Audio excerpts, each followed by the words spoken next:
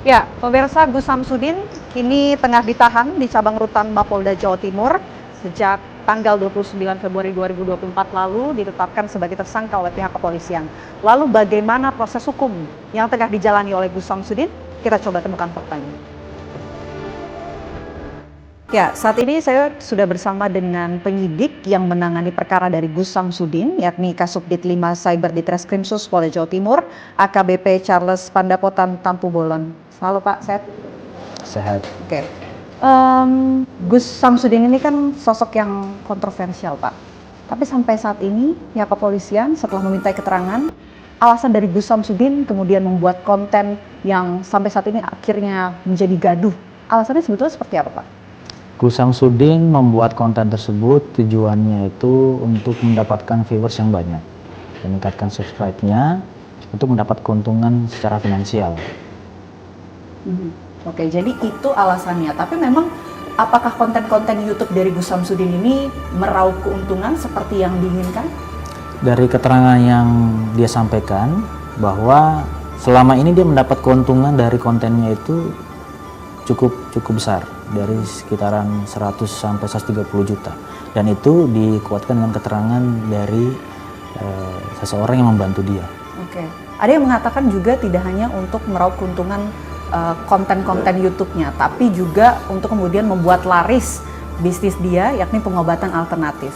Pendalaman dari pihak kepolisian? Ya, jadi saudara Samsudin ini membuka juga pengobatan tradisional di tempatnya.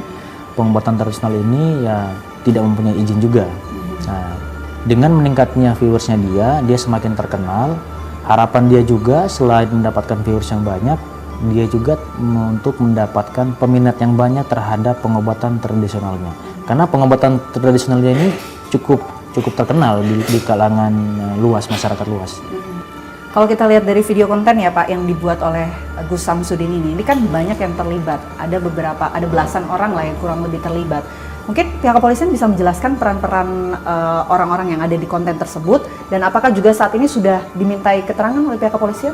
Ya, dari para talents yang ada itu semua totalnya dalam video itu kurang lebih 14 orang. Ada saudara Samsudin juga dalam video tersebut, tapi dia tidak berperan langsung, tetapi cuma sebagai pengarah juga. Nah, yang lainnya itu sebagai pemeran, ada yang sebagai pasangan suami istri, ada juga yang bukan sebagai pasangan suami istri, atau ada yang sebagai ustadz ya, yang memberikan ceramah di dalam video tersebut.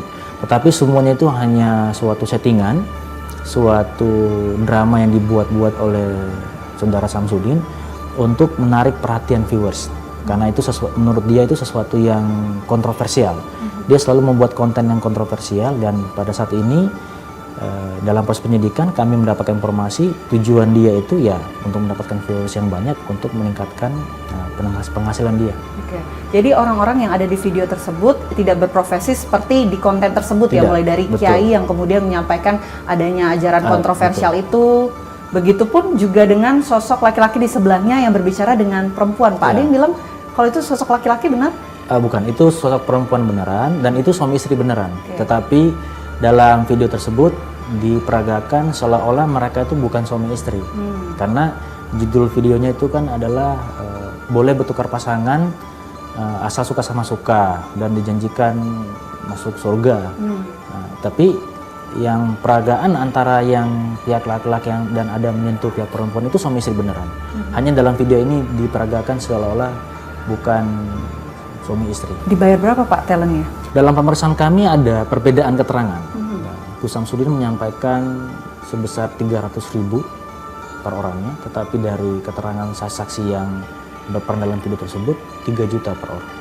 Oke, jadi sampai saat ini pasal sangkaan terhadap Gus Samsudin ini adalah Undang-Undang ITE.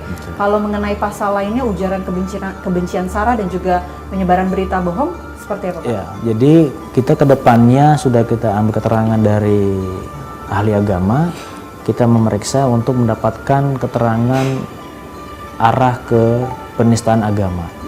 Apakah nanti ini kita tambahkan pasal penistaan agama? Tentu nanti hasil pemeriksaan dari ahli agama kita koordinasikan juga dengan pihak kejaksaan. Oke.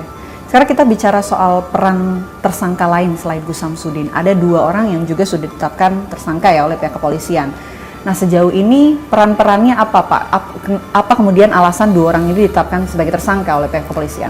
Oke, untuk dua orang tersangka yang juga naik status menjadi tersangka dari saksi karena mempunyai peran yang sangat signifikan, yaitu saudara FK sebagai yang mengupload, yang mengedit videonya, dan saudara FB yang merekam pada saat pengambilan video. Dia yang merekam, mengirimkan kepada saudara FK untuk dilakukan edit untuk dibuat sedemikian rupa untuk kemudian diupload ke YouTube milik saudara Samsudin. Tadi kan dikatakan Pak, beberapa orang yang ada di konten video tersebut ini merupakan talent gitu. Tapi apakah juga mereka mengetahui bahwa mereka datang untuk kemudian dimintai membuat video konten seperti yang sudah jadi ini, atau sebetulnya mereka tidak tahu sama sekali?